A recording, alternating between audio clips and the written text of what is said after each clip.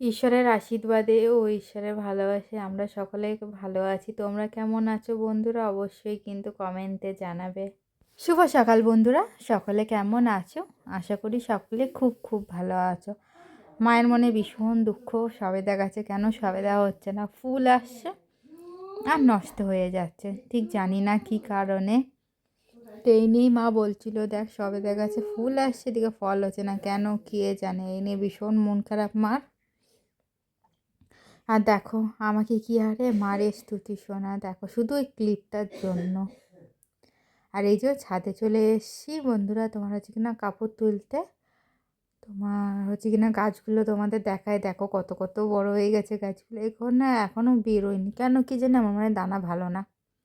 তো পালং শাকগুলো দেখো বড় হয়ে গেছে, মূলা শাকগুলো প্রায় বড় হতে এসছে। এইটা হচ্ছে বিনস গাছ, এখানেও কিছু লাগিয়ে দিয়েছে মা।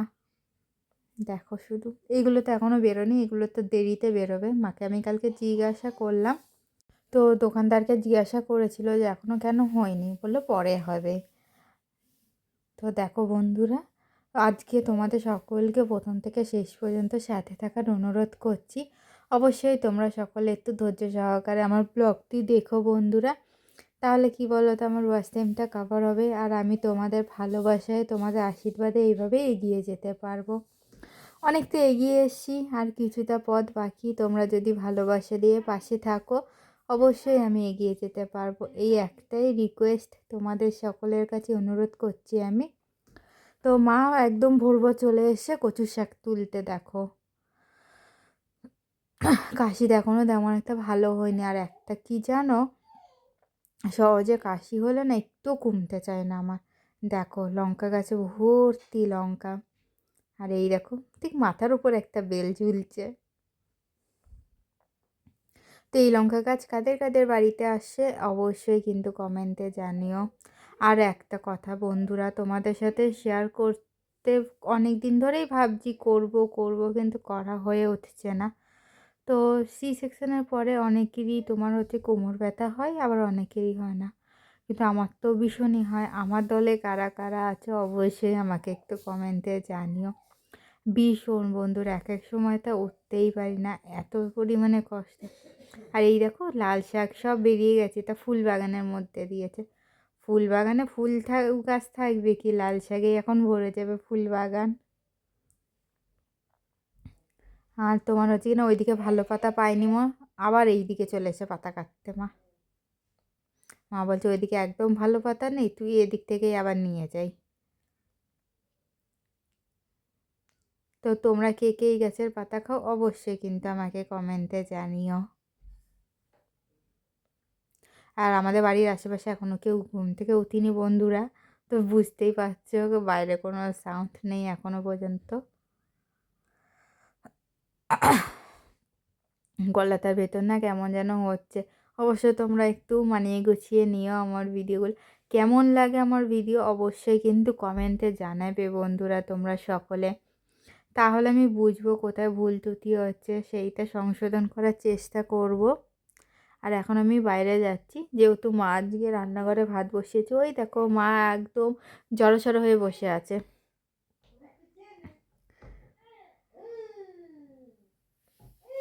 তো এখন মা হচ্ছে কি না কচু শাকটা সেদ্ধ করে নেবে।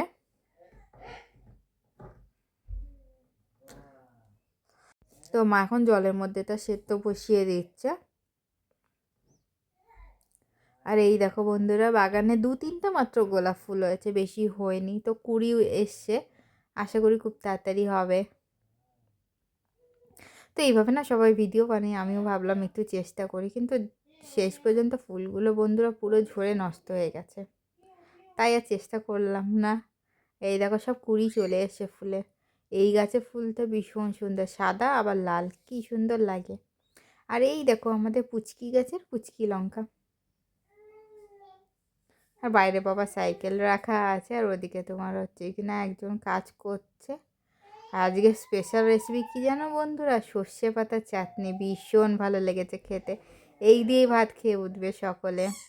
আর এই যেও সবাই এখন খেতে বসেছে। তো মা আজকে অনেক রান্না করেছে কিন্তু, তো এখন মা তোমার হচ্ছে একে একে সব রান্নাগুলো টেস্ট করছে। ফার্স্টেই এটা কচুর শাক করেছে মা। কীভাবে করেছে অবশ্যই এটা মায়ের ইউটিউব চ্যানেলে দেখতে পাবো। এটা একটা দারুণ রেসিপি, কিন্তু এটা একটা সবজি তৈরি আর সবাই বলছে লোটে মাছ। আর ওই যে হচ্ছে চাটনিটা, ব্যাস। তো বন্ধুরা, সবজি দিয়ে রান্না করা হয়েছে মাছের স্বাদ, তার মানে বুঝতে পারছো কতটা স্বাদ পরিবর্তন হয়ে গেছে মায়ের রেসিপির। আর বাবারা যখন খেতে বসেছে বাবাদের জিজ্ঞাসা করি কী রান্না বলো, তো কেউ বলতে পারছে না। এদিকে আমি শোল মাছের তরকারি করেছি, আর সাথে বেগুন দিয়ে আর ছোটো কিছু মাছ ছিল ওই দিয়ে তরকারি করে নিয়েছি। আর এই যে বন্ধুরা দেখো কত বড় একটা চালতা নিয়ে হাজির হয়েছে বাবা। সাথে পালং শাক এনেছে, পালং শাকটা রান্না করব কালকে, এখন গুছিয়ে রাখবো সমস্ত কিছু। আর এই শীতের সিজনে পালং শাক খেতে ভীষণ ভালো লাগে। আর বাতাবি লেবুটা দেখে আজকে কাটবো ভাবছি। আর এই দেখো তোমার হচ্ছে কিনা ধনেপাতা আমি এইভাবে সংরক্ষণ করে রাখি। নিচে একটা টিস্যু পেপার দিয়ে সমস্ত বেছে নিয়ে ওপর দিয়ে আরেকটা টিস্যু পেপার দিয়ে রেখে দিয়েছি, ব্যাস। আর দেখো সমস্ত সবজি ধুয়ে রেখেছি, টমেটো আর তোমার হচ্ছে কাঁচা লঙ্কা, বিশেষ করে তো এই দুখানা যেহেতু হুটহাট করে বের করি ইউজ করা হয়। আর এদিকে বেগুন, গাজর, তারপর তোমার হচ্ছে কিনা ওল, বরবটি সমস্ত কিছু বের করে রেখেছি। এগুলো সব এখন কেটে রেডি করে রাখবো, তাহলে কি বলো তো তাড়াতাড়ি কাজ হয়ে যায়। আর আমার মতো কারা রাতে সবজি কেটে রাখো অবশ্যই কিন্তু কমেন্টে জানাবে। আর এই দেখো সমস্ত তোমার হচ্ছে কিনা কম্বলের ওয়ারগুলো ধোয়া হয়েছে, পরানো হবে, যেহেতু ঠান্ডা ঠান্ডা বলতে বলতে ঠান্ডাকাল চলেই এলো বন্ধুরা। আর তোমাদের না অসংখ্য অসংখ্য সবসময় ধন্যবাদ জানাই আমার ভিডিওটা এতক্ষণ পর্যন্ত দেখার জন্য। কেউ তোমরা স্কিপ না করে প্রথম থেকে শেষ পর্যন্ত আমার সাথে ছিলে, এর জন্য সবাইকে আমি অসংখ্য অসংখ্য ধন্যবাদ জানাই। তোমরা এত ধৈর্য সহকারে আমার ব্লগ দেখো বলে আমি তোমাদের ভালোবাসায় এইভাবেই এগিয়ে যাচ্ছি বন্ধুরা। তো দেখো স্তুতিসোনা আমার কাছে আসবে বলে এখন দুষ্টুমি করছে, আর মা ওদিকে ঠ্যাং চেপে ধরেছে। তো যেটা বলছিলাম বন্ধুরা, তো আমার মতো ব্যথায় কে কে কষ্ট পাও অবশ্যই জানিও। সবসময় না পেলেও মাঝে মধ্যে এক একটা সময় এমন কষ্ট যে বিছানা থেকেও উঠতে কষ্ট হয়, কিন্তু কি করব বলো, যখন হয়েছে সমস্ত কিছুই মানিয়ে গুছিয়ে নিয়ে করতে তো হবেই, এটা ভেবেই চলতে থাকি। যেহেতু যাদের সি সেকশন হচ্ছে তারাই বোঝে সি সেকশনের কষ্টটা ঠিক কতটা। তো যেহেতু বেবির বয়স সবে মাত্র 11 মাস বন্ধুরা, পুচকুসোনার এখনও 1 বছর হয়নি। তো তোমাদের সকলকে ধন্যবাদ জানিয়ে আমি আমার ব্লগটা এখানেই শেষ করলাম।